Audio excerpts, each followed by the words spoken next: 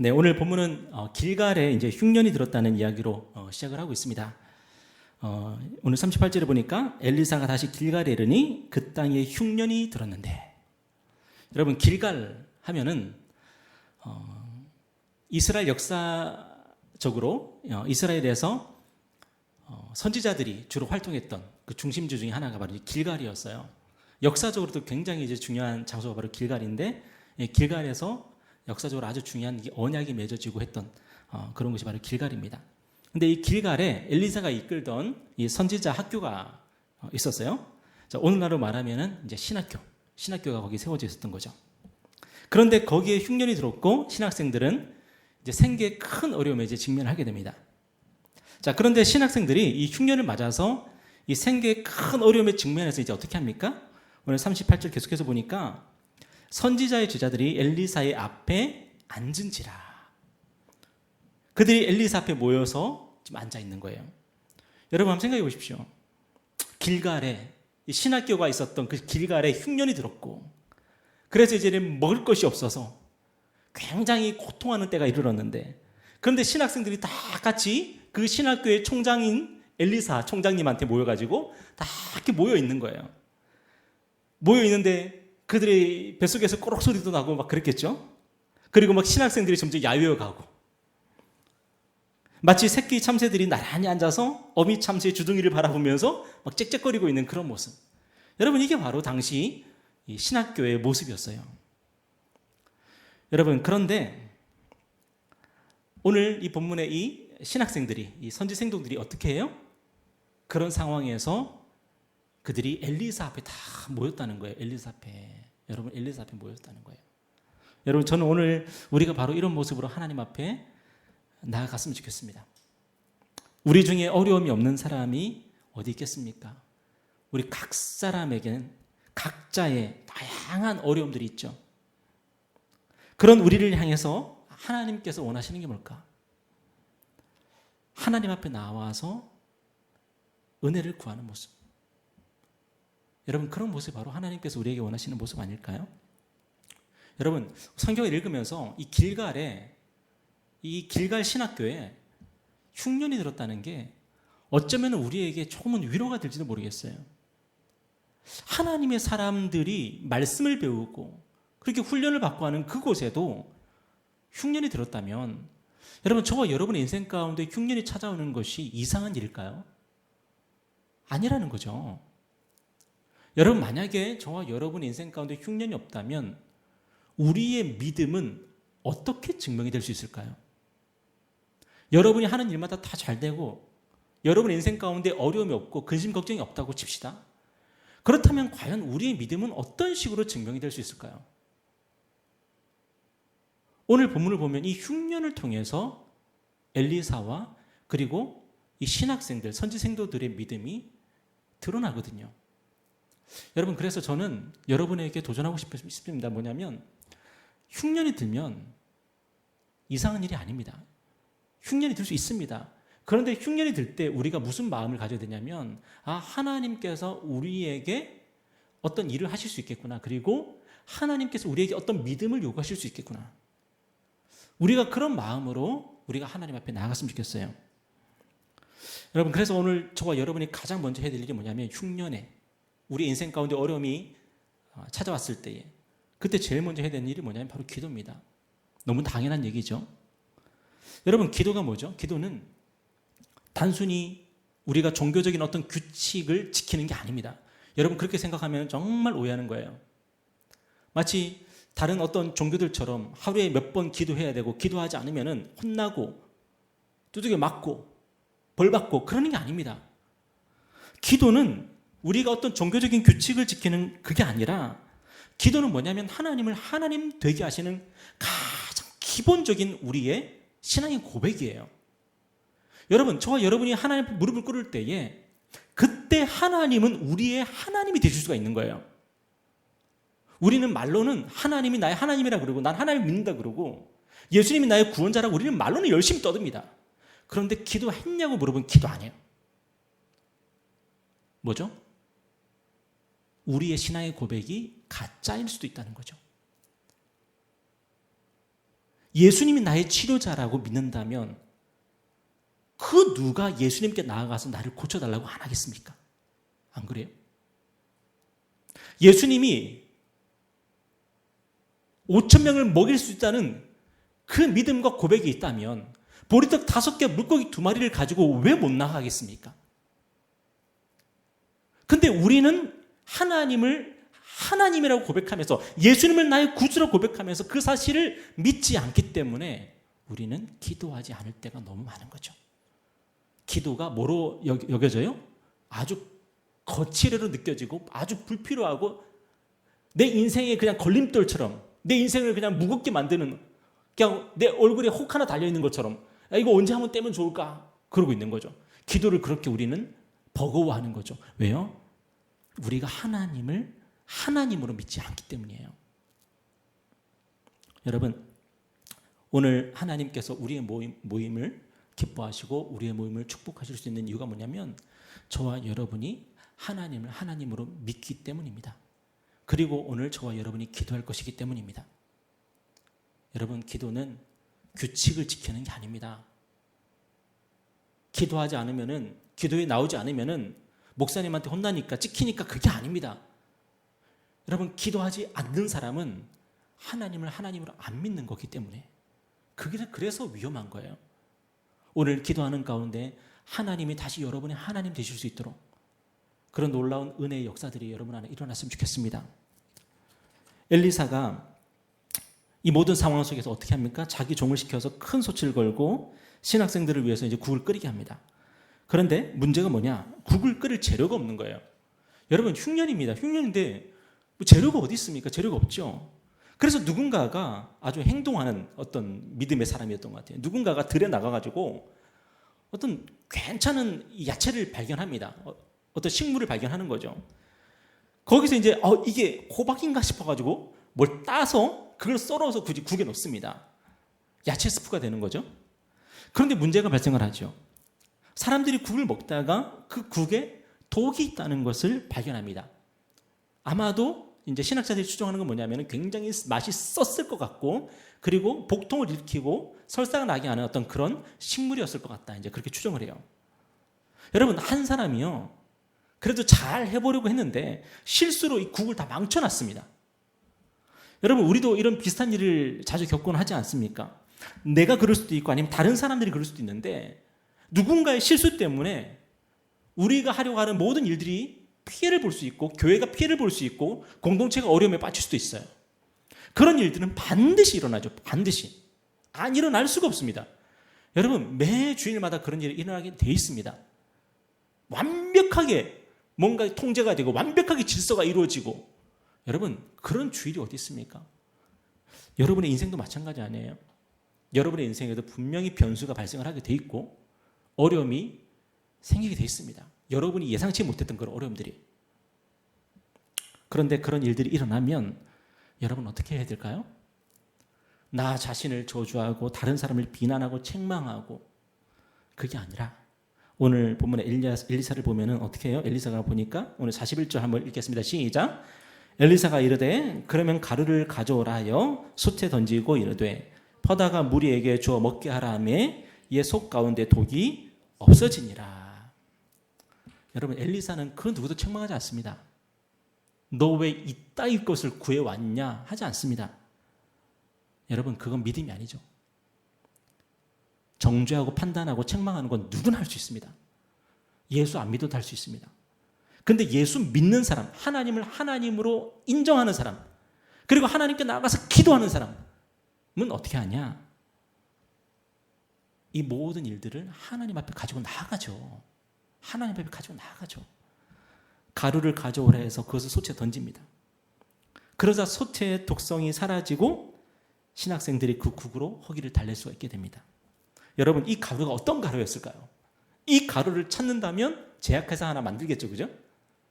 그런데 오늘 성경은 이 가루가 어떤 가루다 우리에게 가르쳐주지 않습니다. 아마 학자들은 이게 밀가루였거나 아니면 소금이었을 거다 이제 그렇게 얘기를 하는데 정확하게 알 수는 없어요. 그런데 오늘 본문은 우리에게 무슨 얘기를 하고 있냐?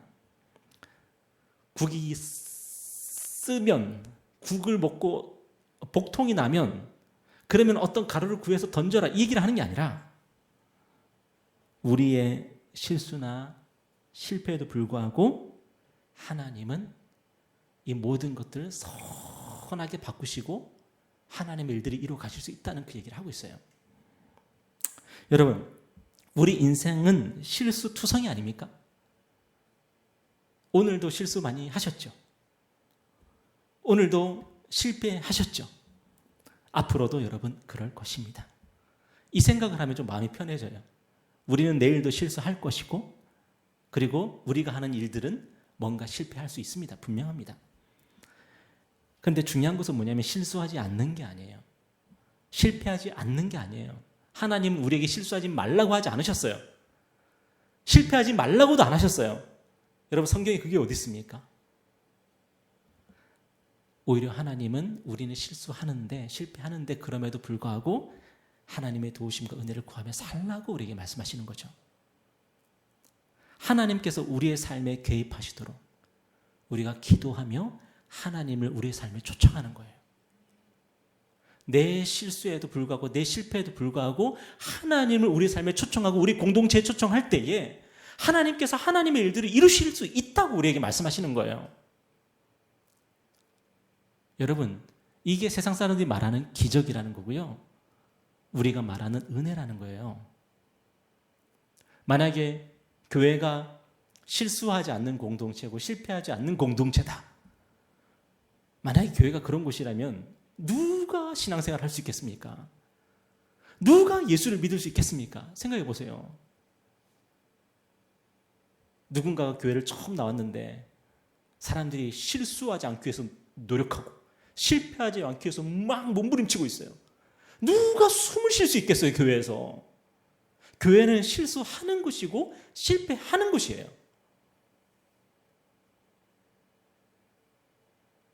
그런데 교회가, 공동체가 무너지지 않을 수 있는 이유는 하나님께서 우리와 함께 하시기 때문이죠.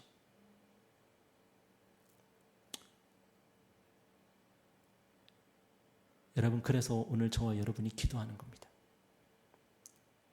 여러분이 실수해도 괜찮을 수 있도록, 여러분이 실패해도 괜찮을 수 있도록 우리는 하나님께 우리 인생을 맡겨드리는 거예요. 그 다음 이야기도 바로 그런 이야기 아니에요? 어떤 한 사람이 길갈 신학교에 이제 보리떡 20개와 채소 얼마를 헌물합니다. 아마도 이 앞에 이야기가 소문이 났던 것 같아요. 그러니까 누군가가 마음에 감동을 받고 드디어 보리떡 20개와 채소 얼마를 헌물합니다. 엘리사가 그것을 이제 종에게 시켜가지고 제자들에게 나눠주라 그럽니다. 그런데 엘리사의 종이 굉장히 난감해요. 뭐냐면 당시 길갈 신학교의 신학생 수가 한 100명 정도 되었던 것 같아요. 100명 정도? 그런데 그들 모두에게 먹을 것을 나눠주기에는 이게 너무 좀 부족한 거예요. 어떻게 해야 될까? 굉장히 고민에 빠집니다. 여러분은 어떻게 하시겠습니까? 여러분은 어떻게 하시겠습니까? 오늘 43절에 보니까 그 사원이 이르되 내가 어찌 이것을 100명에게 주겠나이까 하나 엘리사는 또 이르되 무리에게 주어 먹게 하라 여호와의 말씀이 그들이 먹고 남으리라 하셨느니라.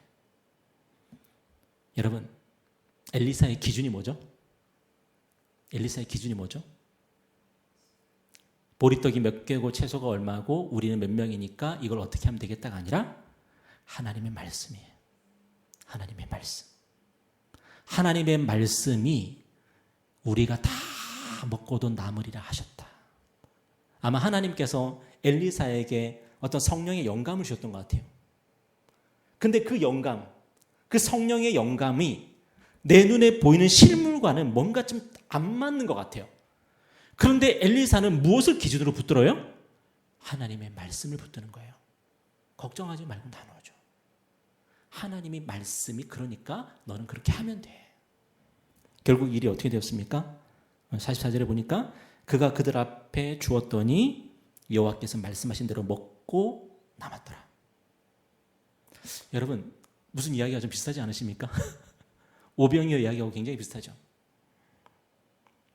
우리가 필요한 것이 늘 잘 준비가 되면 좋겠지만 여러분, 오늘 이 본문의 이야기를 통해서도 우리가 알 수 있는 것처럼 저와 여러분의 인생은 좀 엉성할 것입니다. 좀 엉성해요. 다 준비가 안 돼 있단 말이에요. 뭔가 빠져 있고 뭔가 부족하단 말이에요. 그런데 하나님께서 그런 제자들을, 그런 공동체를 하나님의 백성이라 그러세요. 뭔가 완벽하고 뭔가 제대로 준비되어 있는 사람들을 보면서 내 백성이라 하는 게 아니라 뭔가 늘 부족해요.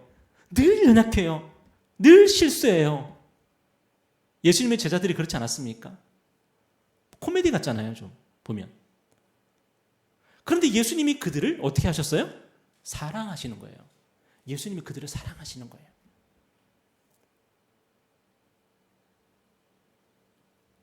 여러분, 우리 인생은 엉성한 겁니다. 그걸 우리가 받아들여야 돼요. 엉성해요. 헌금을 하려고 그러면 좀 뭔가 할 수 있게끔 헌금해야 되는데 뭔가 좀 부족하게 헌금이 되고, 와, 오늘 우리 주일날 뭐 좀 나눠 먹어요 하면서 갖고 왔는데 좀 뭔가 좀 부족하고 그럴 수 있죠. 그런데 하나님께서 그런 엉성한 공동체, 엉성한 사람들을 통해서 하나님의 일들을 이뤄 가시겠대요. 여러분, 저와 여러분이 그걸 믿어야 돼요. 그걸 믿어야 돼요. 사도 바울이 자주 간증하는 게 뭐예요? 나 같은 사람을 사도로 세우신 것은 하나님의 은혜가 얼마나 큰지를 보여주기 위해서 그렇게 하셨다는 거잖아요. 여러분, 신앙생활을 정말 열심히 한 사람을 갖다가 하나님께서 딱 부르셔가지고 너는 13번째 사도다 그러셨으면 좀 이해가 돼요.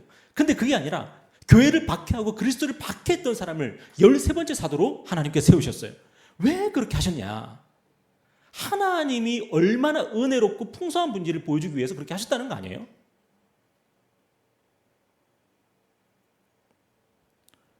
마찬가지로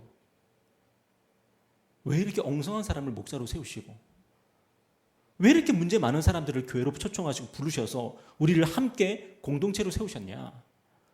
결국은 우리를 통해서 하나님을 드러내시려고, 하나님을 보여주시기 위해서 그런 일을 하셨다는 거예요. 그래서 우리 같은 사람들을 불러 모으신 거죠. 우리 같은 사람들을. 세상 사람들은 교회를 욕할 때 뭐라 그래요? 뭐 저런 사람들이 교회냐 그래요. 뭐 저따위 사람들이 예수 믿는다고 그러냐고 그래요. 뭔가 엉성하고 부족하고 이상한 사람들인 거죠. 물론 우리가 잘해야 되는 부분도 있지만 기본적으로 하나님은 정말 희망이 없는 사람들을 불러주시는 거예요. 세상에서는 절대로 고쳐 쓰지 못할 사람들을 하나님이 불러주시는 거예요. 여러분, 하나님이 세상에서 괜찮은 사람을 구원하시는 게 더 하나님답습니까? 아니면 세상 사람이 다 버린, 건축자들이 버린 그 돌을 하나님께서 교회를 세우는 머릿돌로 삼으시는 게 더 하나님답습니까? 뭐가 더 하나님다워요? 세상 사람들이 다 버린 거를 가지고 하나님이 영광스러운 일에 쓰시는 게 더 하나님답지 않습니까? 그게 우리가 믿는 하나님이잖아요. 여러분, 오늘 저와 여러분이 바로 그런 하나님께 붙들려 있는 거예요. 그래서 우리의 실패가 실패로 끝나지 않고, 우리의 실수가 실수로 끝나지 않고, 우리의 모자람이 모자람으로 끝나지 않는다고요. 하나님께서 그 모든 것들을 가지고 하나님의 영광스러운 일들을 이루어 가신다고요. 여러분, 저와 여러분이 그걸 믿는 거예요. 그렇다면 그걸 믿는 사람이 해야 될 일이 뭐라고요? 기도라고요. 기도. 하나님, 저는 엉성하고 저는 늘 실수하고 실패하고 늘 부족합니다. 하나님, 그런 저를 하나님께 드리기를 원합니다. 이렇게 기도하는 거라고요. 아멘입니까? 아멘입니까? 여러분, 걱정하지 마세요. 하나님이 원하시는 것은 우리의 완벽함이 아니라 우리의 마음이에요. 우리의 마음. 어린아이 같이 그렇게 순수하게 내가 어떤 사람인지 재지 않고 깔깔깔깔 걸리면서 하나님의 품에, 예수님의 품에 안길 수 있는 사람. 자기 머리에 비듬 있는 것도 모르고. 저도 어릴 때 막 늘 비듬 있고 막 비듬 털고 막 그러거든요. 늘 목에 막 목걸이를 걸고 있었어요. 늘 목에. 근데 내가 얼마나 더러운지 추접은지 그거 생각도 안 하고 마냥 그냥 즐거운 거죠. 그런 마음으로 하나님께 나아갈 수 있는 거. 그런 교회를, 그런 성도를 오늘 하나님께서 찾으시는 것 같아요. 여러분, 하나님의 말씀, 그 말씀이 저와 여러분의 삶의 기준이 되기를 바랍니다.